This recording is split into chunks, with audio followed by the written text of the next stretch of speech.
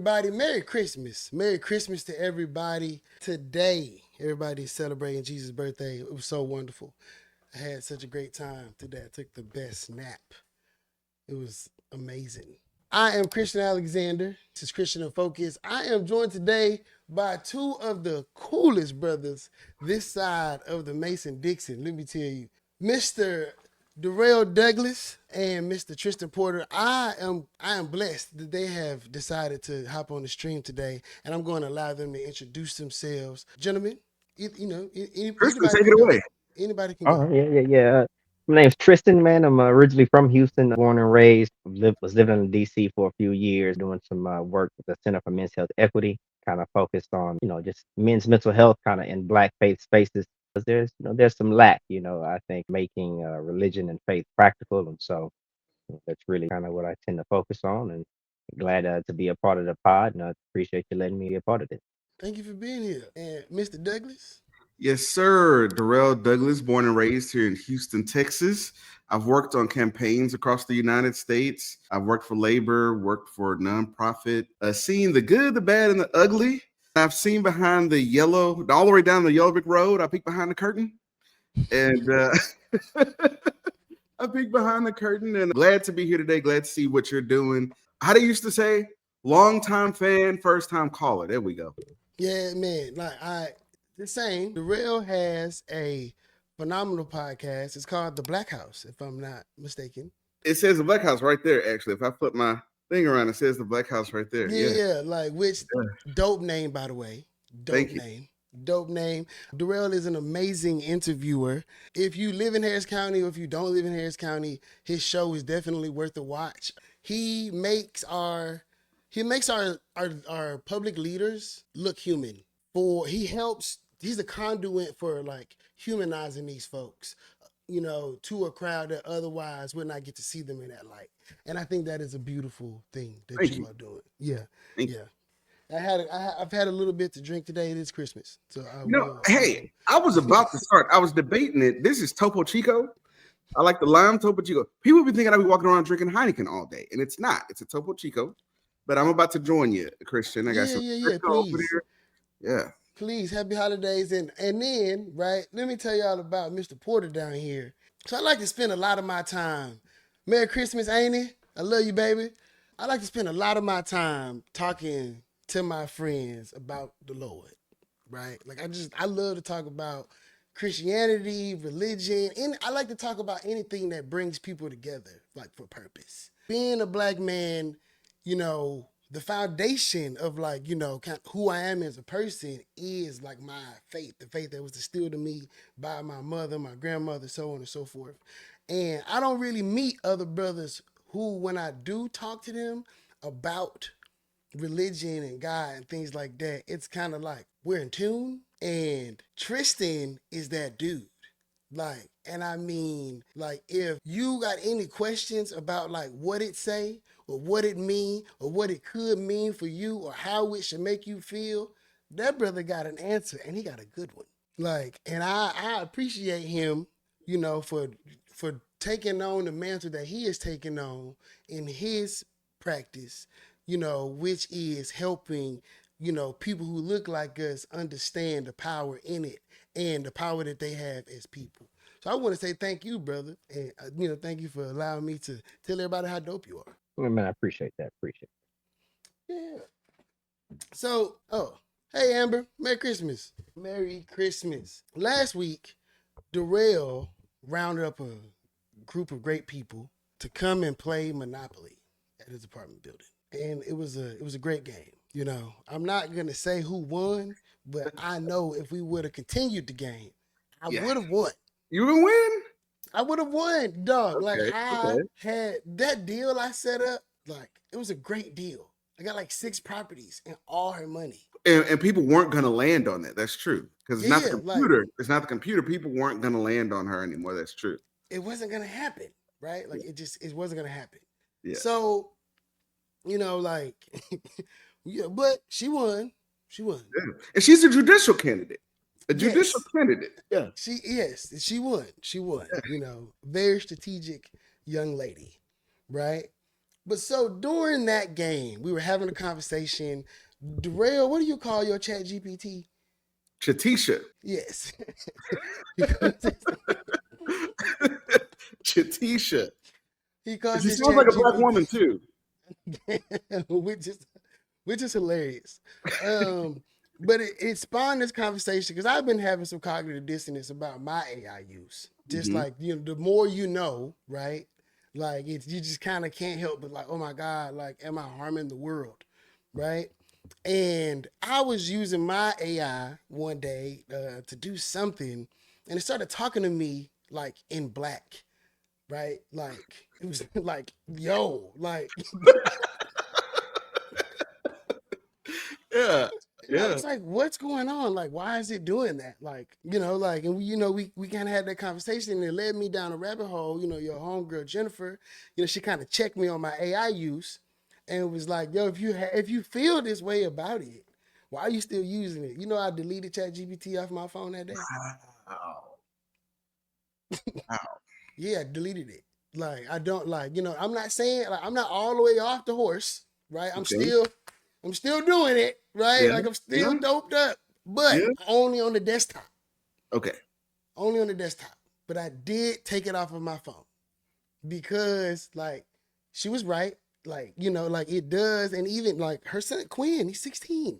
Like he was like, yo, I don't use it, right? And I'm Yeah. like, the resilience of this young man, Yeah. Yeah. right? Like it's Yeah. like so it took me down this whole rabbit hole to what does this look like for people like that? Mm. Like, what does this advancement in technology look like in our communities? What does the implementation look like, especially because it's not something that we control? We don't have any Mm. control over it. And a lot of the people who are creating this technology, they don't look like us, right?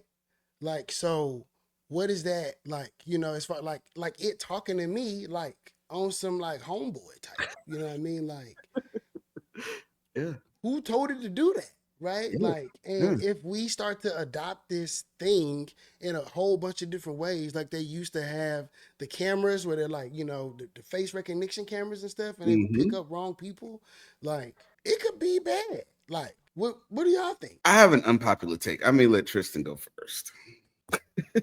No, I tend to kind of fall in line with your line of thinking. I kind of wrote a what if paper on this once, and we were kind of looking at these self-driving cars and the technology in them and the AI that's a part of that, and kind of looking at what would happen if you taught the car how to kind of read within like a kind of a situation, or like say an accident is about to happen, if you taught the computer to try to analyze and decide which vehicle would have which person in which vehicle would have the best probability of survival, right? And so, well, then the question is, well, what metrics are being put in to measure that? And to your point, Christian, because so few people from diverse backgrounds are a part of these rooms where these decisions are being made as to what is more valuable, what's to be considered when we're talking about saving life, and what life is more valuable. I think that's just something that you don't want to put into the hands of any one company, group of people, handful of people. And you kind of mentioned the faith aspect. I think this is better to, I think in these situations, man, to let I guess God's will be done, for lack of a better word. I don't know. For me, I look at it like, you ever see those commercials and it's like, if you or a family member was exposed to blah blah blah, you may be entitled to compensation, right? And this comes because a lot of times things don't get tested all the way out before they're just put out. So you look at like the flame retardant material asbestos that was like, oh, it's flame retardant. Yeah, it also is carcinogenic as well, right? So I think a lot of things, medications, technology, you know, they come out, we see the good part. There are a lot of unintended consequences. To your point about the car, I used to have a car that had like it would put you back in the lane, right? Like it would just, but sometimes I wasn't even going out of the lane. It's just our streets are messed up. So you think I'm going out of the lane and I'm really not. But the bigger point, I think, a lot of folks, and I don't have children, but I hear a lot of folks say, take that screen away. No more screen time, blah, blah, blah. And it's like, but that's the future. So like, why not give your kid a head start?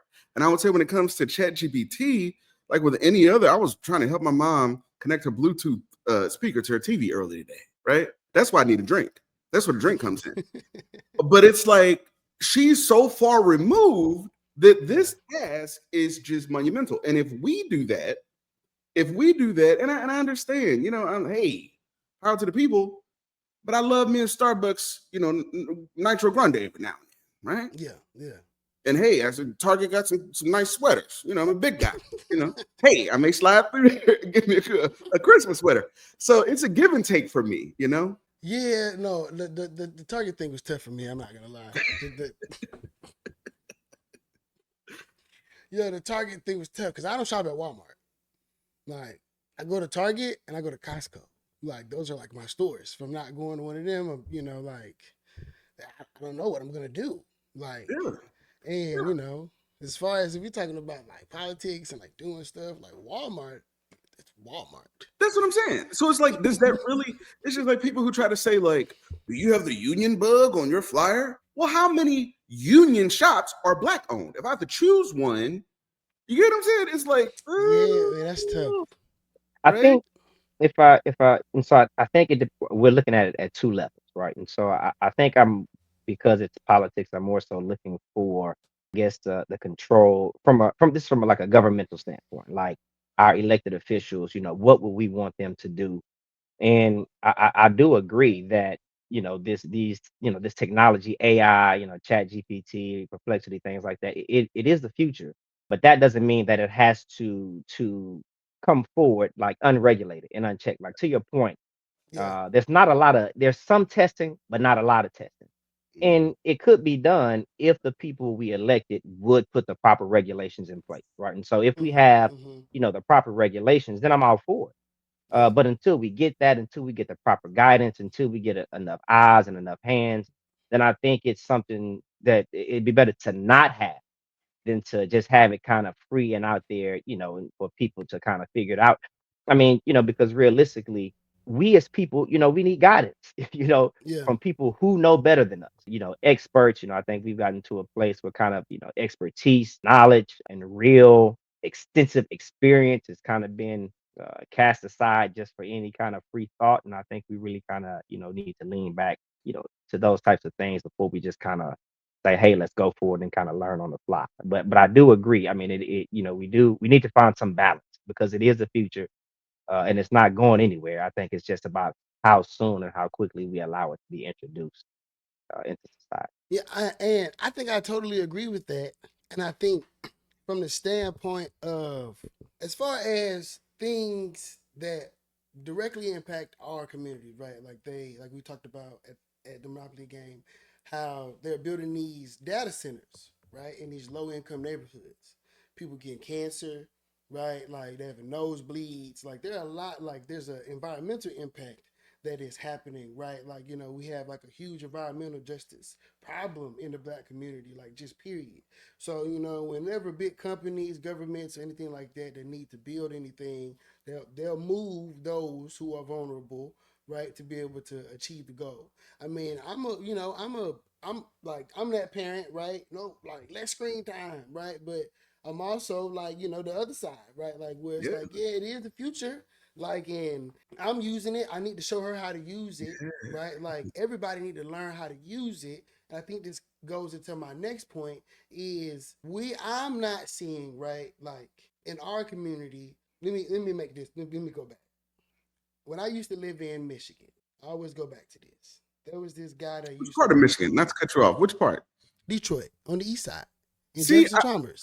I I be was actually there when I think you were there. I think maybe you, like yeah. this is when Gretchen Whitmire ran for governor.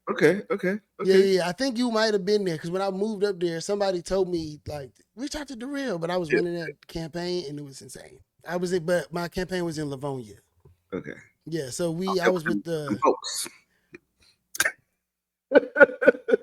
dog. I Yeah. was never so happy to be Southern after I left. Like, yeah, no, that racism is different. Yeah. It is different. Like, Yeah. oh, that's for another time though. Like the way they talked about like Detroit, like going into Detroit, like if you would talk, oh my goodness, you would think it, you would think it was twisted metal, bro. Like dude, you would literally think that they were talking about driving into a barren wasteland of just like nuclear Yeah. sludge and dust and desolation. And there's Yeah. no one who loves anyone that lives there. Like Yeah. I'm like, what in the hell is wrong with y'all? Like this is the coolest place ever. Yeah.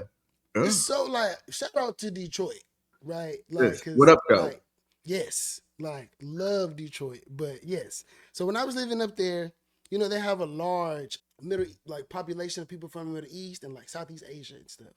And Hmm. so I had hired this elderly Indian man named Mahadev Desai. I'll never forget this man name. And he would always come in the office and talk to me like real soft, you know, like, hi Christian, how are you? Like, how's your family? Like very warm, loving, you know what I mean? Like kind of like a Indian uncle, right? Yeah. Like my dad was cool. And one thing he used to always impart on me is that every Saturday he went to the community center and he taught the children from his region of the world about their people and their customs. And they like came together to like have this history lesson like all the time. Like every Saturday, it was like a place Hmm. where they went to go learn about themselves, right? And that always sticks with me. And going to this AI thing, like there's this new frontier. Same way I feel about cannabis, no different. These are two new frontiers that are in front of us that like the powers that be have not figured out how to regulate. Hmm. Where is that community center, right? That my dev, you know, speaks of. Like I'm like, matter of fact, I'm at Boondocks one day talking to one of the homies, right? He African. They got like a thing going on in their community where the elders bring them like these economic opportunities and like you got to be African to be in there. And he directly said, like, you can't get down because you're not African. Yeah. And I'm Yeah. like, damn, I'm brown too, bro. Yeah. Like, what's up? Yeah. Like, so I mean, I think, you know, and this is I would like to ask you, Tristan, like, because I think that, right, like I think that the church should be in front of this. Because it is our like biggest like institution. It's the thing that we have the most control over. And I think that like the church not being the head of like what the AI race looks like for like people who look like us, I think that is a grave disservice to us. Like, but I also am not like heavily involved. So before I project too many criticisms, I would like to ask, like, you know, what are your thoughts? And if you do know, right, if there is something going on within that system that is going to be aiding this, like, right, how can I get involved? Man, that's a good question. It's a tough question because I think you can find various congregations, across the United States that are kind of tapped in into what's coming, and trying to do their best to kind of roll with the times. But truthfully, a lot of congregations are behind, and so I think I need to kind of clarify. So I grew up Church of Christ, right? We are fundamentalist, if you will, kind of letter of the law approach to the Bible.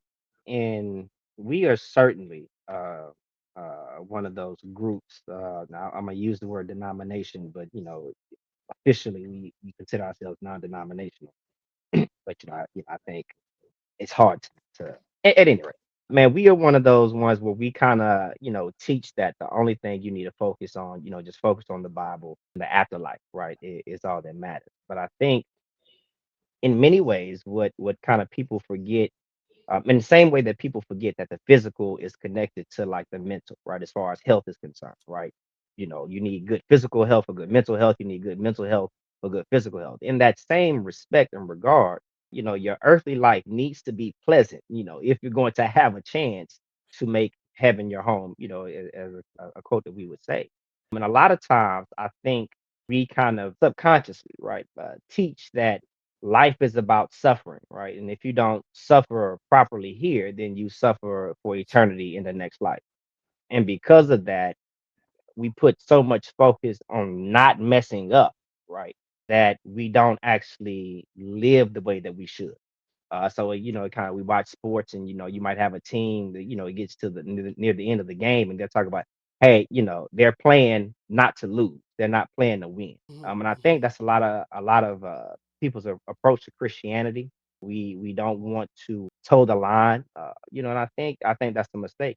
God said, "Try me, test me, see that I'm good." And I think that there's some spaces where we could be more involved.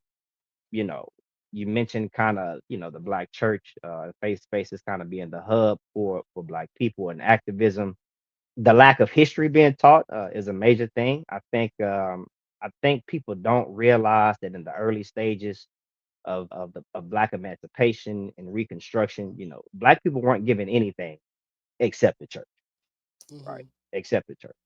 And sometimes that came with conditions, right? And so maybe if a Black preacher wanted to start a church, of course he would need to go to a white minister for funding, but that would come with, we'll give you the funding as long as you don't talk about politics, right?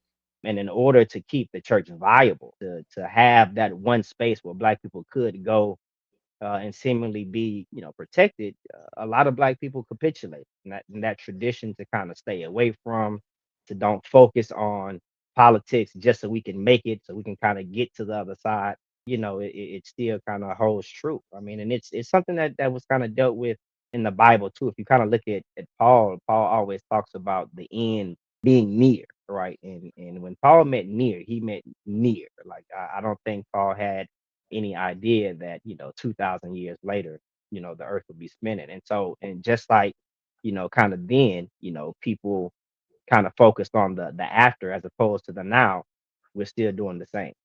And so I preached a sermon not too long ago. I said, I grew up with a family of educators, and one thing they talk about, when kids behavior start to change, right, it's something going on at home, right? And hmm so, because yes, you expect good behavior at school, but it's connected to what's going on at home. And That is, so, the same thing with life and living. You can talk about, being a Christian and making heaven your home all you want. But when you really look at the example Jesus gave, man, he was out, in his parable in the vineyard, in the field doing the work.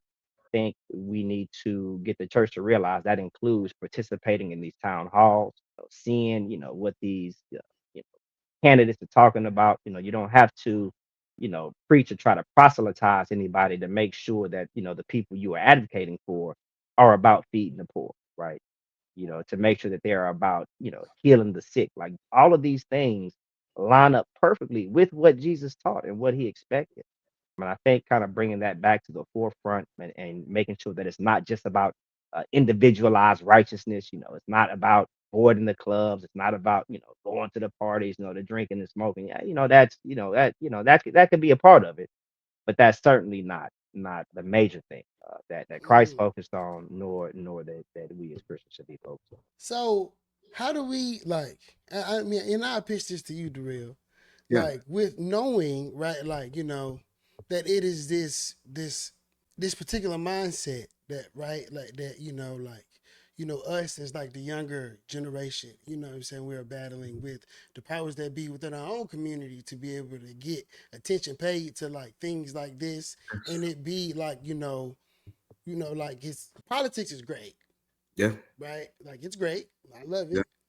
But it's not like we got a lot there's a lot of ways to dig a garden, right? There's a lot of ways hmm for us to like plant flowers. hmm And I think that, like, my question to Tristan was how do we get how we wrangle up all of these Yeah. groups, right? Like Yeah. I said last week, the Baptist, I can't remember what it's called, like, but it's the association of like Baptist churches. There's hmm 21,000 churches in hmm this organization. 21,000.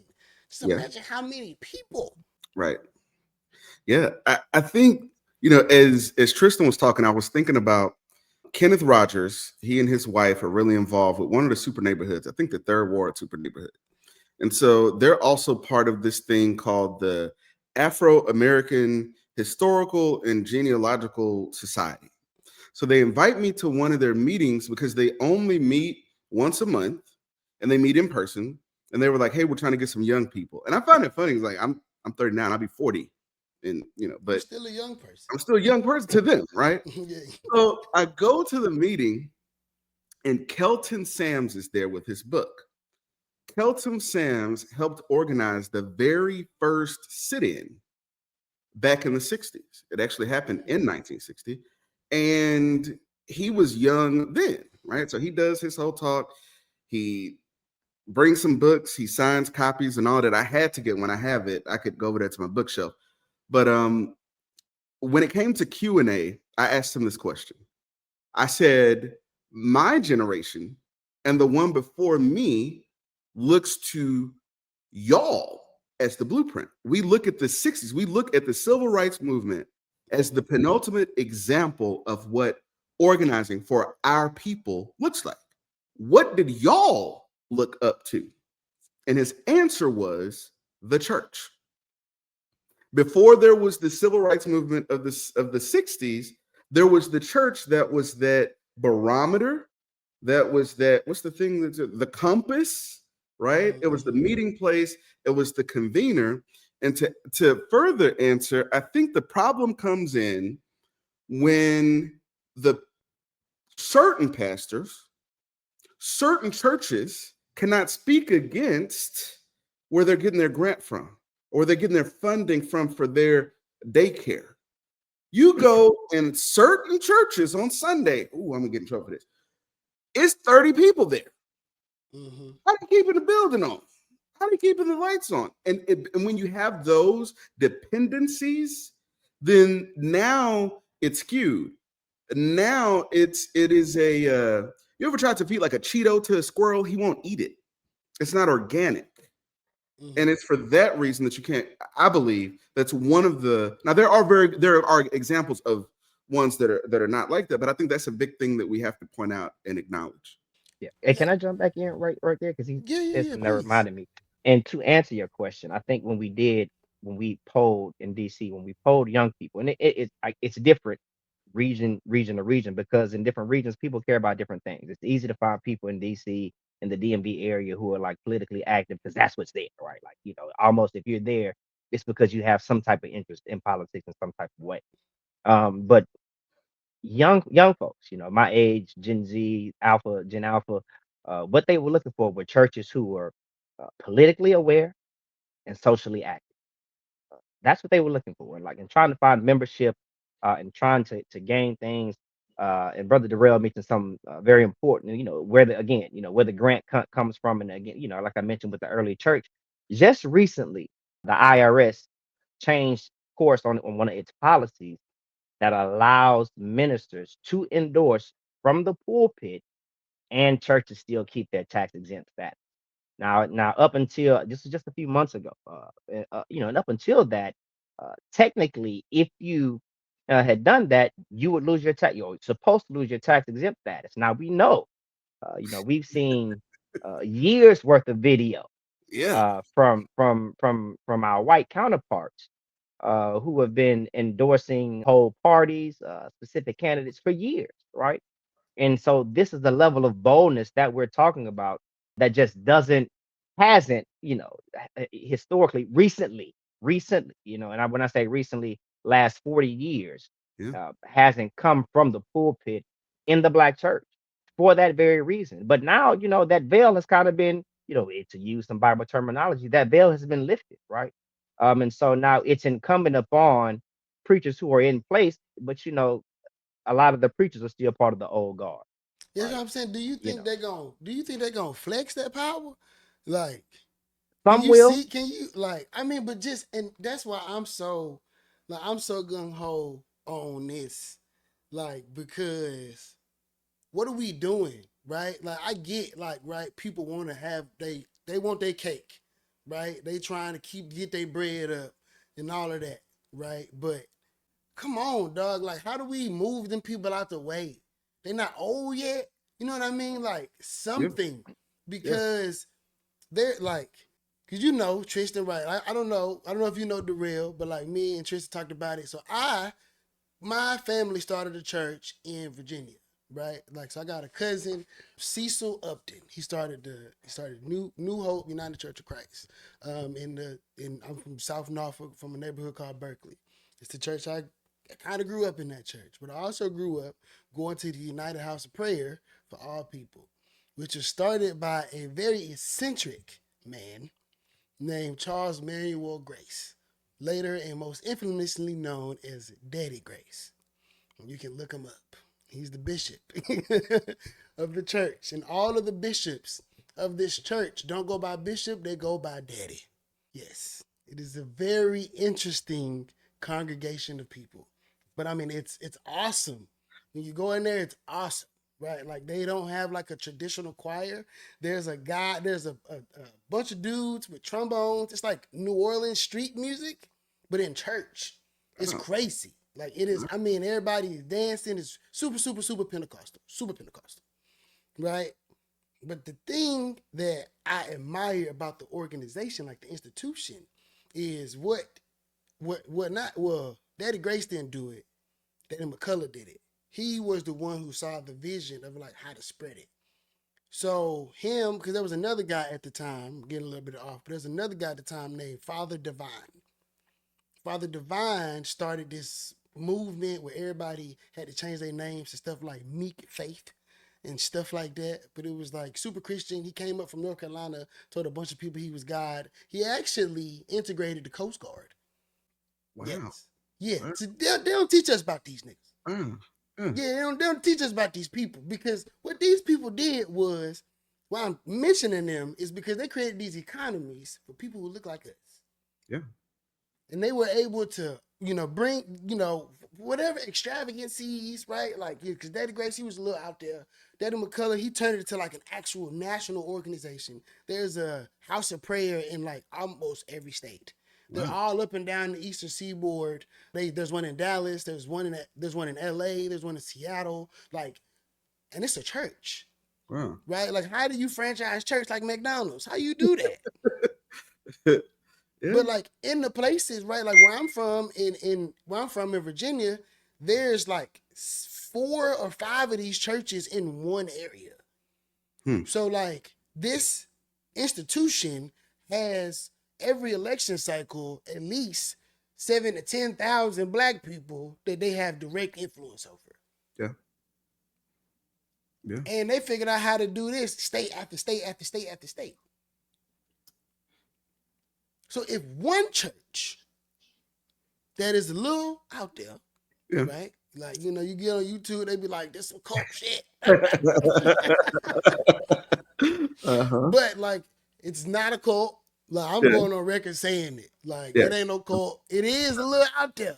Yeah. But it's not a cult. Loving people, fried chicken. Whenever we go to DC, if you ever go to DC, the church is next to the convention center. Okay. It's this big white church with these gold. I don't know if they're gold, but they got lions out front. It's like white and gold. It's very gaudy. What? It's very gaudy. But they got a kitchen in there underneath. Fire. The food is fire. And you'll be eating on that plate for 6 days. So much food. It's amazing.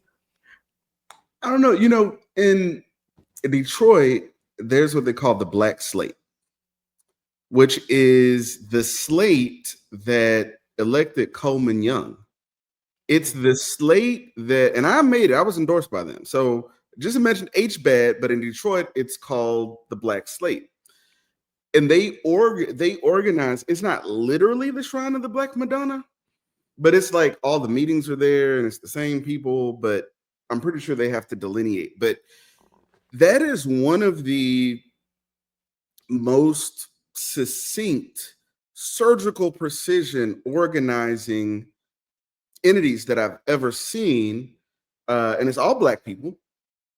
And the endorsement, like HBAD sends mailers. There are a lot of other organizations, they send mailers and they have a slate. In Detroit, people literally, when they go to vote, they're not trying to hear nothing you got to say. They're looking for the person with that slate card. And the people wear these aprons. It was the strangest thing for me. So the people know to look for the people with the aprons on. That's great. And it is a trusted, like people don't have to do their research. They vote the slate. Yeah. I actually won Detroit because of that slate. I won Wayne County because of that slate. And as it was happening, I thought to myself, man, if we could duplicate certain parts of this, man, right? And the people that put it together, and I don't know, I don't know, maybe some of them can see it. They all have different, they have like different names, like they all have like African names. Mm-hmm. And the lady that runs it, she's not trying to hear nothing about no iPads. She's not trying to hear any. She got clipboards, they got Yeah. pencils, they got the aprons. So it's like, how can we take little pieces of what works and lean into it? And then the last thing I'll say, 10 years ago, I was more interested in trying to convince the powers that be to Mm-hmm. either pass the baton. You ain't even got to give it to me. Can you give it to him? Right? Yeah. And can you organize? People are following you. Can you do something with this? It's got to go beyond your church doing a town hall. Like there's no plan after, and that's why people fall off, because they waste their evening, and then on the way home, they're like, that was a waste of time. So now they don't want to go to the next thing. So it's like, I think, and I wrote a long post about this early today. Keith Wade is gone. Larry Payne is gone. Alvin Bird is gone. Sheila Jackson Lee, Sylvester Turner, all these people are gone. They started from scratch and built what has, until most recently, kind of fizzed out. I think people like you, Christian, people like you, Tristan, people like myself, people that are watching are like, this is your call to take your piece of whatever it is and to build that thing, whatever it's supposed to be. Yeah, I think I agree with everything that you are Mm-hmm. saying. And I mean, I remember watching a YouTube video, and it was like a panel of black people in like the 70s. Ooh. And there were, I think, 30 different organizations represented. Mm-hmm. Mm-hmm. I'm not gonna lie. Yeah. It's insane. Yeah. There's too many different groups. Yeah. Like, it's like, why though? Like, you know what I mean? Like, why today when we didn't seen it, right? Like, I mean, it gotta be, are we insane? Right? We've seen it not work. Yeah. Right? Like, and there's this group, there's that group, there's this group, there's that group, right? You know what I mean? I'm learning about, like, the social classes amongst black people, Mm-hmm. right? Like, Oh that's yeah. something Yeah. new That's a that thing I'm too. being Yeah. introduced to, right? Like, oh Yeah. my God, like, y'all Yeah. don't like niggas.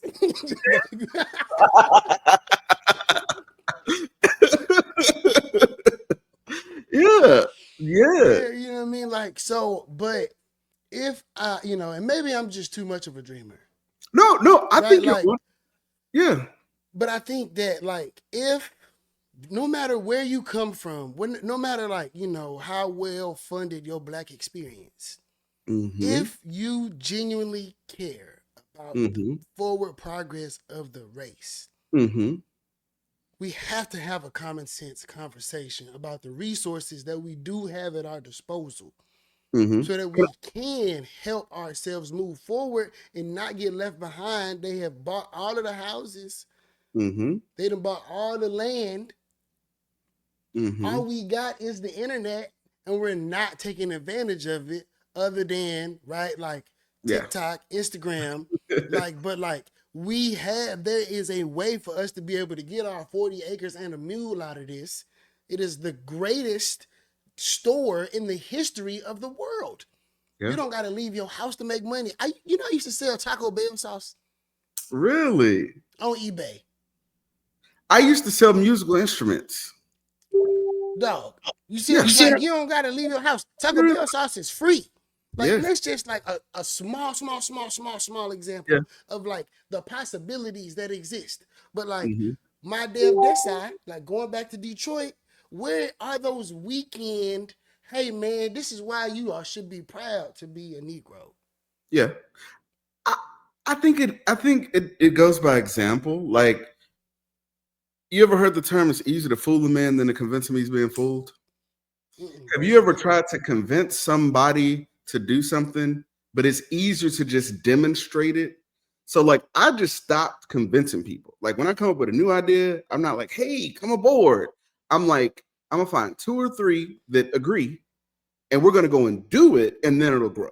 And then, Christian, I would push back a little bit, and I would say, I think we need 100 organizations, because there's so much work to do that the old way of yore, which was there's one leader, there's a Dr. King. Well, they killed those people, and then the movement falls apart. But if it's 100 that are all working on their end, I'll use this as an example. You look at Michael. There'll never be another Michael Jackson because we have too many options to listen to. There'll never be another Oprah because there will never be 5 channels that everybody watches, right? Yeah. So it's like the inverse of that is YouTube exists. We're on YouTube right now. This is true. That's the pro to the con, right? Mm-hmm. Con, it's more distributed and scattered, but the pro is anyone can start if they want to. And then another thing that we have to realize, and this has been really hard for me to truly accept, is that everybody does not want to build towards anything. There, don't save her, she don't want to be saved. Mm. That exists. And so like understanding that part too, and I think we're already doing it. I don't think it's as scattered. I think some of those old things they may be big now, but they're not as big as they used to be, and they're already phasing out. Yeah. It's a couple of people who are elected that I've just said, okay, I'll just wait you out. Look at the clock. What is it? 2025, 2026? We got another 15 years. I can wait it out. you know I'm a young man. 5, 7. See, Christian, you'll get me you'll get me in trouble. It's like You gonna get yourself in trouble. You gonna get yourself in trouble. You are good at doing that. Like you are good at doing that. Y'all, you don't need my help. good. Just Google them. Look them up on Wikipedia. What's that birthday? Yeah. Can I? And you said some, both of you guys said some important stuff, and I think just I start backwards. No, I won't do that. Going back to the church, right, and why you know you have older people, or not older, just people in general. There's a gentleman in the Bible, in Third John. His name is Diotrephes, right? Wow. He is That's a mouthful. he is most known for being a powerful leader within the church, but he would kind of disregard, instruction from like the apostles or whatever, when they would, send instruction because, he wanted the preeminence. Like he wanted to be the top authority, of the church. And, I think it's important to remember that power never cedes power willingly, right? It's always forced out of, I think that's, for say what we want about him, Joe Biden, for him to voluntarily not run, for that second term. Politicians don't give up terms. They're typically forced out. Yeah. And it's, the president, I mean, you're laying down the most powerful position in the world, right? For the betterment, or what you believe to be the betterment of society. And that kind of goes to what Brother Durrell mentioned, in kind of the frustrating part. You have to realize that some people just don't want to build towards, the better. But I think, it's incumbent upon, people who can see the bigger picture, especially if you call yourself a Christian, that your building is even for them as well, right? For the people who don't want to, right? And so, I told somebody else the other day, Jesus didn't, or we don't get a lot about, whether he was involved, with politics of the government, but we know he was because he paid tax, Yeah. right? Mm. And like the one thing he taught about or talked about was like paying tax. Even when you get to Romans, where it talks about obeying the law of the land, when you read down a little further, it's dealing with tax, right? Mm. And I think God, and and Jesus, in the wisdom, right, understood that taxes is for the betterment of the entire community, right, of the society. So yeah, I think it in getting people to understand that, Christians to understand that, like, hey man, your main goal, like, is to be lifting up, the less Yeah. fortunate. So I don't even know how they get caught with that. But I also agree with Darrell in that, and the reason why we need many groups is because there are many barriers, right? Mm. And it's like a battle. You need people. We have the Navy, the Marines, the Army, the Air Force, and you need people in groups on all fronts, right? We need people who specialize in social media, right, to kind of lay a groundwork or framework, a game plan for how we'll deal with social media. We need a group of people who are proficient, in religion and theology to kind of help break us away from some of the old traditions that have us in the place we are right now. We need a group of people who are proficient, right, and experts in politics, right, and in messaging and getting that out. And we need those people to work and focus within those groups. Right. So I have ADHD.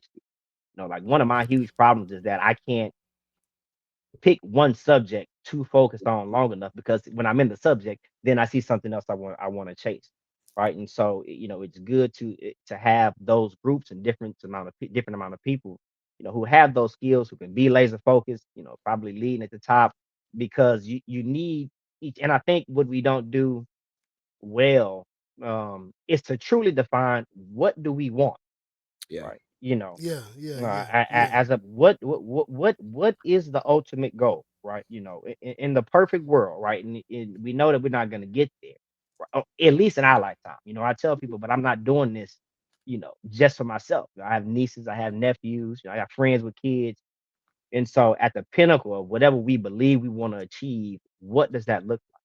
And I when we think. decide that, Oh, my bad. no, go ahead. I said, and when we decide that, we can kind of decide, you know, next best step. Yeah, So I mean, I think right. So I would excuse me. I think that we should have some organizations, just not 100, maybe like 30, Yeah. like, and they all need to work together, like a big, like kind of like a Hmm. company, but like not a company. Like you said, I don't know Yeah. which one of you said it: the Army, the Navy, the Air Force, right? Like they're all the individual branches of the government, but they're like a part of the body. Hmm. I, And go ahead. What you gonna say? I would argue, and it's going to sound bad, but I'm saying it anyway. It's okay. Say it. I would argue that out of that 30, right? Let's just say it's 50 total, but 30 are actually doing the work. Okay. Everyone knows the 20 that aren't worth anything because you know it by the fruit that is produced. So we don't need to convince them to come aboard, stand back, and let it sink. In fact, please don't come to our thing. Please. No, no, no, no, no. Because I don't want that to spread. It's contagious, right? And so give them something busy to do. You may do this with your daughter. She's acting up. Hey, hey, hey, look, go play with this. That's the way we need to handle them. And if you pay attention, I can agree with that. that's kind of the way we are handling them without calling that thing a thing, because then now they cussing you out on Facebook and now you're the enemy. No, hey, go play with this. See the bottle? Yeah. Play with Yeah. the bottle. Yeah. It's a flute. Yeah. I man, mean, that's good. oh, go ahead. Go Oh, ahead. my Go bad. ahead. Yeah, I mean, I guess since you had me here for the faith aspect, I'm gonna add another story to it. Man, there's a story of is it Genesis? I think, I don't know. Don't give me a lie. But Gideon, at any rate, Gideon is getting ready to go to battle with the Midianites, and I think the story goes that they start out with 10,000 people, and God looks down and He was like, oh yeah, no, that's too many people.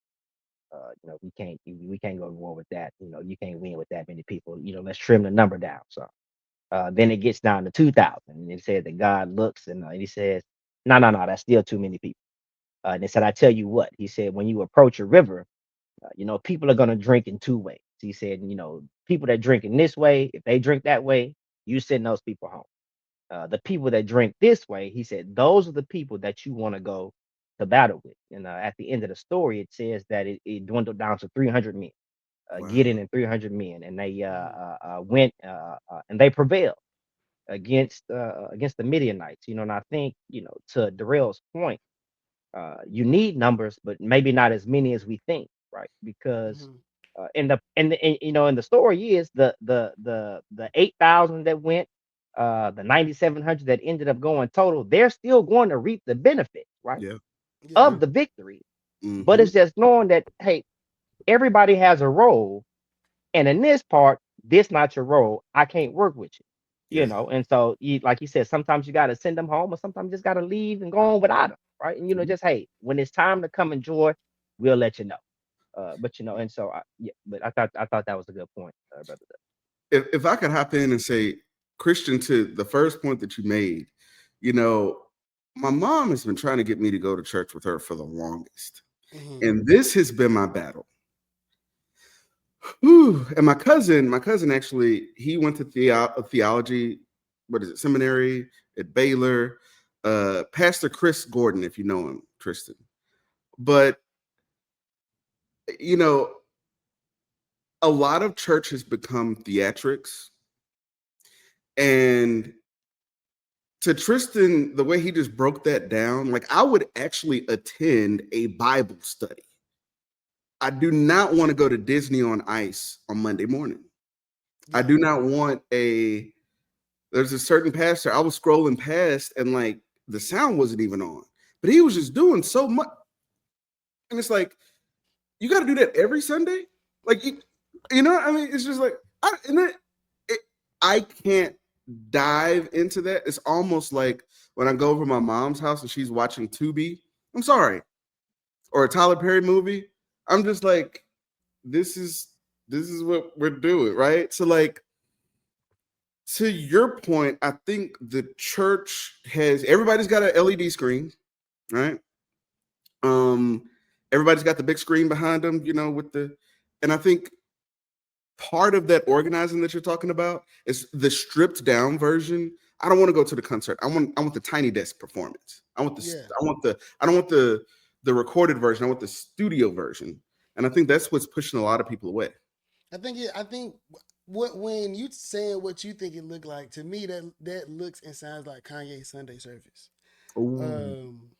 Yeah, like I mean, you see how that like, yeah, you know what I mean? Like, I mean, I think that it is, the church just so important.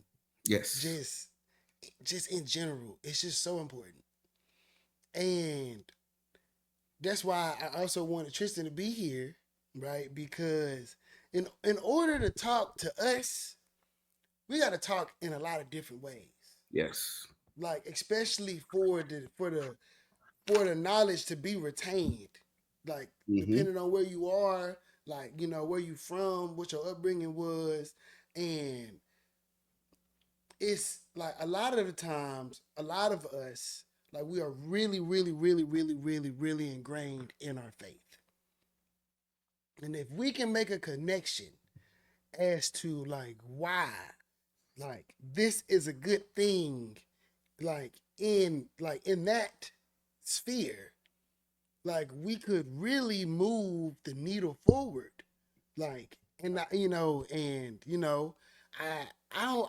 don't mind waiting 15 years. Yeah. But you know what I'm saying? Like, young ministers, young people like Tristan in the pulpit, right, give me faith. Yes. That, the message can be received well. Like, that boy good. Yeah. Yeah. You know what I'm saying? Like, and with this being our greatest vehicle, we need people to be able to get up there and call a thing a thing. Right? Do you know who Freddie Haynes is? He's running for Jasmine Crockett Sea. So one of my former classmates preaches at his church. So that is the only church that I've ever joined as an adult. Really?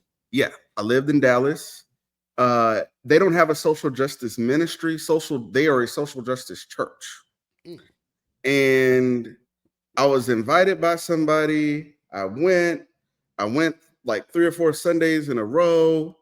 And, when it was decision time, I went down, I joined the young adult choir. They have a choir called the OMG choir. And that was like, wow. The only reason why I stopped going there is because I moved back to Houston. And I have not been able to find that same, right, like connection. There are churches that have a social justice ministry, but it's like, as I found it, politics is kind of like tucked away in a neat little package over here. Hey, they got some cookies in the fellowship hall. Go over there and see what Sister Smith talking about. But it's not woven into. Jesus was an actor. He was a community organizer. That is literally what it was. And I'm like, why are these two separate things? And to your point, I mean, I think that's kind of the model. I'm surprised it didn't take off more, but yeah, I would say Friendship West on Wheatland in Dallas is a good model for that.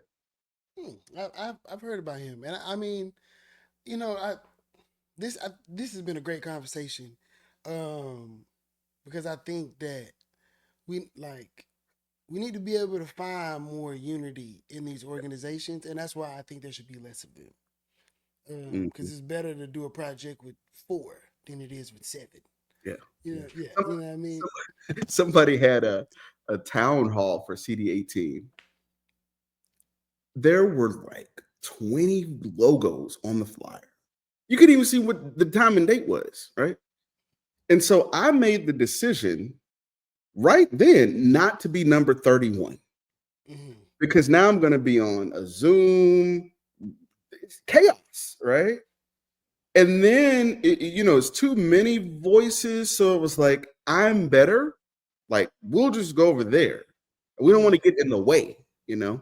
Um, yeah. Yeah, we gotta figure out how to get them together, man. Like all of the community organizations, the churches, like there has to be some unison. I think that Houston right now in this time, especially Black Houston, I think we are like in a renaissance. Um, like Yeah. Agree. artistically, politically, Yes. like there's a lot going on here, like, Yeah. and there are more and more and more Black people from across the South coming to Houston Yes. to, like, to engage, to start new lives and things like that. And we are, I think, Mhm. we are at a pivotal time in history, like in this space right Yeah. now, where like there, and and we got the internet, Yes. like, what I'm E- saying, we can really shake some shit up. Even 10 years ago, like I remember explaining to somebody who was moving to Houston from somewhere else, and they were like, man, I just can't get in. And I was like, okay, Houston is cliquish. It is a huge place, but it's also very small. Like Hmm. there are certain prerequisites where unless you have to, it's almost, I don't know, I'm not Greek, but I hear it's like that. Like you have to be invited in. This is And true. with it with it being the fourth largest city, it could feel, I mean, I went to Detroit and it was like a family reunion. It was like they just welcome you in, right? It's just like, where you go to church? Okay, go here. What are you trying to do? Oh, now there's the I never had any, nothing was ever stolen from me in Detroit. I never felt unsafe in Detroit. Like what is painted for a reason, but it's like, wow, we could learn a lot from other places. And to your point, I think that's what's happening. People are moving here, and instead of waiting to get in the clique, they're creating their own thing, their own Hmm. community, their own, and they've realized like, no, we don't have to deal with the people who are existing there. We'll just build new. Yeah, I mean, I totally agree with that, but we got to figure out how to bring them in. Yes. Yeah, how can we, like, crochet this blanket? Yeah. Yeah, Yeah. yeah, yeah. Well, Like, how, uh, word of mouth is still the most effective tool uh, when it comes to getting people active. I think that's why I do involved with the church in the way I am. Because for a while, because of the performative nature of the church, what Brother Douglas talked about, man. I just said, man, I'm not dealing with with these people anymore, man. The fakeness. yeah, Um, but a couple things. I had a friend who committed suicide. And he was my friend from church. Wow. Known him. Since consciousness formed, we've known each other. His mom and my mom were friends when they were teenagers. And so, and I tell people, man, he's the one person who I know knows the Bible better than me, and yet it still didn't stop him from, doing what he did. And so, knowing as far as Christians are concerned, knowing the Bible isn't enough. There's an actual way that we are expected to live this out, that we are expected to behave. hmm But so for me, I decided that if if we are going to get more people active, then I have to be a part of it as well, Mhm. and talk about my experiences. And so some of how you ask, it may be finding a church, to go down here and ask those type of questions. And about like, why don't you guys, right? Putting pressure not only on our elected leaders, in political office, but the leaders in the community, not only, in the precincts, in the counties, but also in the churches, ask these people. And the worst thing that can happen is, they say something that, that doesn't quite make sense. And people see, Yeah. people in the class know, at the church I go to, I ask tough questions. And in the class it'll seem, but after class, and I have people like, Brother Douglas will come, hey man, we really appreciate you. Make sure you keep that energy, keep that passion. We need people like you. Like, and so people are ready. A lot of times they just don't want to be first.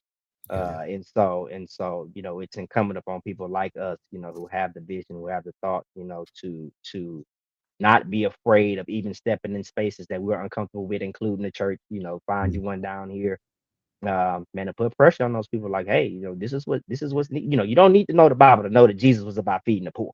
Yeah. Like, that's and so, if you go to a church and this isn't the main focus, you're talking more about fornication than feeding the poor. You're talking about what people doing in their house, more than, how are we going to make healthcare affordable, or how are we going to feed, kids, who have less than, the focus is off. True. And we need to understand why that is. I mean, we know, but they need to know. Yes. They need to be caused to, to think about some of the things that they're doing. Because a lot of people are in autopilot. They go to church on Sunday, they check the box. Yes. They hoot and they holler. I've done what I've needed, but really they've done nothing. And Mhm. so, and that needs to be brought to their attention. I don't disagree. I don't disagree. But we've been at this about an hour now. Yeah, about an hour. Yeah, we're gonna go ahead and wrap up. Man, I want to say first and foremost, thank both of you um, for spending this hour with me today on Christmas. This has been dope. Like, Yeah. I've really been having these thoughts on my brain, and I've been reading the Miseducation of the Negro. Ooh, wait a minute. This book, right? Let me see. Let me see. Where is it? Where is it? Yeah, Where is it? it's It's over that here. boy Carter G. Woodson. I mean, it's like that's like a lot of the stuff that he's saying in the book is like it's applicable to today. Yeah. Like This is like it's crazy. yeah, Like I mean, it's crazy. right here. Yes. This is like some weird paperback, Yo, like the picture on that turner. she That's mad. Yeah, She, that's very contemporary. Yeah, yeah, she mad. yeah, very Why they do modern. it like that? Got her on there. What? Wait, that's why would they choose that? Ain't no black person did this. Why did they Nobody. do that? That's what I'm saying, and it's. You know what I think it is? Okay, so once a work of art passes a certain amount of time, it could be reproduced for the public. Oh, that's That's what right. I think it is. Because this was originally like 1930 or something like that. Mhm, So this mhm. is like a recreation, clearly. And she put her picture on it. Yeah, No, somebody, I think somebody that don't look like us was like, hey, this is just added to the list of books that we could sell. Yeah, why not? Let's make some money off of it. But so yes, so I've been reading that book, and just kind of going through those thoughts Okay, after that conversation with Jennifer. can I make a challenge to you? Yeah, Could we do a miseducation of the Negro book club I think that would be dope. where, we go, I don't know, how many chapters is this? It's not that many. It's not a It's not that many. I very, think it's like maybe 20, and they're not oh yeah, long that should be a chapters. quick one. it's only 90, it's 96 pages in this one, including the prefix and the appendix. So, like, 25 pages at a time, do a 4-part little thing, you Yeah, know, yeah, yeah. I think that'll be good. I and make mean, it virtual or make it in person. Like, I'd be down to help. I'm looking at me suggesting it to you, but like, I don't want yeah, I to. mean, like I could stream an extra day for Yeah, 30 minutes and talk yeah. about the book. I think that would be cool. Like, I think that'll be dope. I mean, it's just, as far as, getting the juices flowing, Yeah. things that are like, how can we help push the race forward? Hmm. I mean, and I think that is so important because the more people you get moving, the more people you got get moving, the more money we making, Absolutely. the And it's better we like living. when you throw that bait out there into the ocean or into the lake, the people who bite that bait, the people who sign up for this, They I don't don't want even to think move we stuff. real yeah, like I don't even think we realize like the gifts that are within us until you go to something like that and you talk to other people and then it's like, oh, that's where that idea came from. That's where that movement came from. I think Yeah, especially after the pandemic, like people don't know how to go outside anymore. I think the combination of the pandemic, these things, right? You put all of that together and it's like that's where this delineation comes from and it's hitting us even harder. yeah. I mean, the run clubs have been doing well. You know, Yeah. yeah. Maybe Uh, that remind Christian, that remind you not tied to the book, but the Facebook post, which originally made you invite me. So just whenever you want to talk about that, which was the church's idolization of Oh, marriage, yeah, yeah, and the yeah. and the Ooh. way that the church uses marriage as a measure of morality, Mm. as the root cause for a lot of societal harms, and mental illness as far as the family structure, especially the black family structure is concerned. That's something we are heavily miseducated on. Both heavily miseducated on, both on Jesus' stance on marriage, and the importance of it, and how marriage is actually used to undergird or is the foundation of the economic system of empire, Mm. Mm-hmm, and mm-hmm. not the foundation of the church, Yeah, in the ways that it has been made to believe, yeah, made people believe for yeah. so long. And so yeah, that's definitely something we need to correct the record on. You're Gen On Z, top of that, Tristan? I'm a millennial. I'm 38, and just right Okay, after I you. was about to say, I was like, man, who is this Gen Zer that's out? Man. Yo, I'm Yeah, telling you, right? Like the boy is good. Yeah. Like they said on Yeah. that movie, right? Like I mean, because yeah, I mean, and we gonna wrap it up here, y'all. Well, I think it's so important, right? Like, is as we are trying to organize, whether it's politically, economically, whatever the case may be, like our people understand and respect the word of God.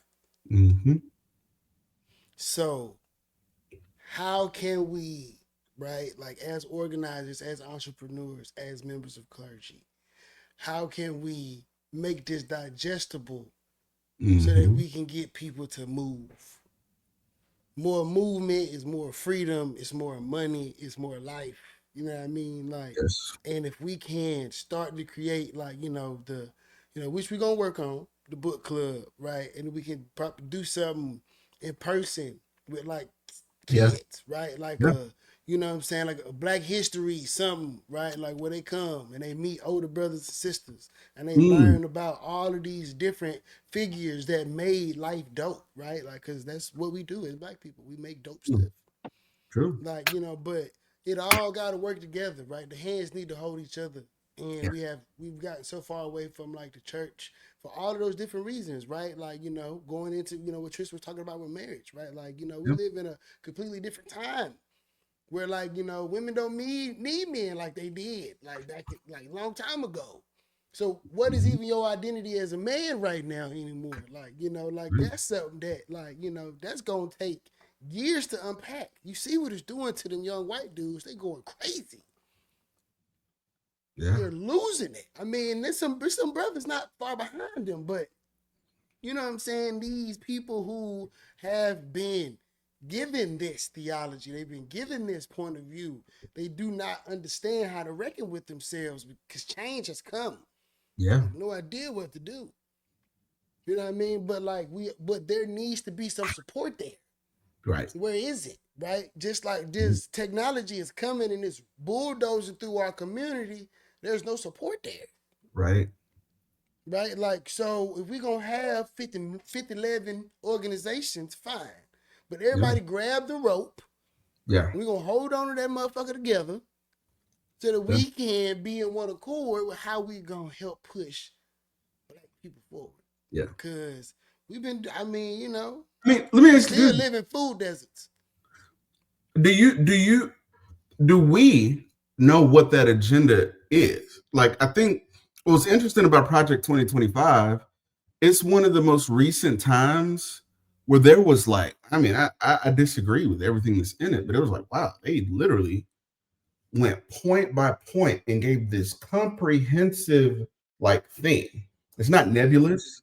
It's not, forward together, right? Because when you try to get people behind that, people really don't know what the pieces are. So it's like, do we even know what the pieces are that we would organize around? And I'm somebody who's like kind of in it, and I don't know. You pick any given issue, and there's not clarity, I mean, I think we should read whatever that thing Ice Cube made. He tried to get a Trump. They got ridiculed for. Mm-hmm. I think that might be a start. That'd be cool. Yeah, I think that might be a start. But I mean, I Mm-hmm. think for me, it is food, money, health. Like, I mean, so like, it's, and like the money like gives us access to like high speed internet, you know what I mean, stuff like that. So like all of that tech stuff will fall into there because we would have time to go to City Hall to advocate for ourselves. They wouldn't have to change the time once a month so they can do it at 6. You know what I mean? Because we can't go and represent ourselves, things like that. Right. So like knowing that this is the case and knowing like we got all of these black doctors, lawyers, all and they say it's not enough, but we got some. Yeah. You know what I mean? Like there's enough of them for us to do something. Like look, there's something. Like so me and my daddy was having a conversation one day and he was saying like it ain't no money. I'm like, there's got to be some money, dog. Like we talk about the churches, the theatrical, these nice churches. That's money. Yes. Right? Like that's money. All of these entertainers that we, you know what I'm saying, and that's money. Yep. Black Friday, shopping, Christmas, everything. That's money. Like it's some money around here. Mm-hmm. How can we do a better job at harnessing the energy? Yeah. Like just and being real about it. Like how can we harness this energy real well? So that we can then create this immovable force. Like but I mean, we do not have the same change that we did have. We have the internet. Like, and if we can amass enough money, we can do whatever we want on the internet. Like, you see how fast it is. You told me you made that money on school. Like, you know what I mean? Like, it ain't rocket science, but it's really, the institutions that have the lead in the ear of our people. Why? What's going on there? Right? Like, like, and if there are pastors that need to be moved aside, how do we start coups? Yeah. Like, you gotta go, player. Like something. Because right, like our kids, like, we having a hard time finding a job. Yeah, it's even worse for there was this was last year. This was in 2024, and there's a group of Gen Zers who were all at TSU who we were paying to go do lit drop. And so, I like to take, if you're working for the org, hey, we're gonna sit down, we're gonna break bread. So we were sitting down having pizza. And I don't know how the question came up, but it was basically like, are you excited about voting? Or what are you most excited about voting? Because they're doing this for the election. Like clearly they have thoughts. 4 out of 4 were like, I'm not voting.